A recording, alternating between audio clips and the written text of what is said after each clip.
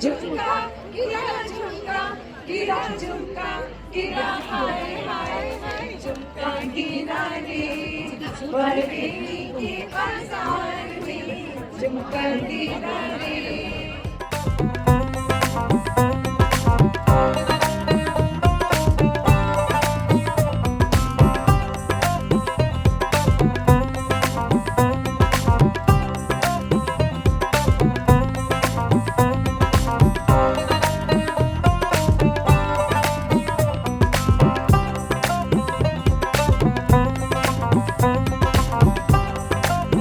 आप सबको चांद रात और ईद की बहुत मुबारक हो।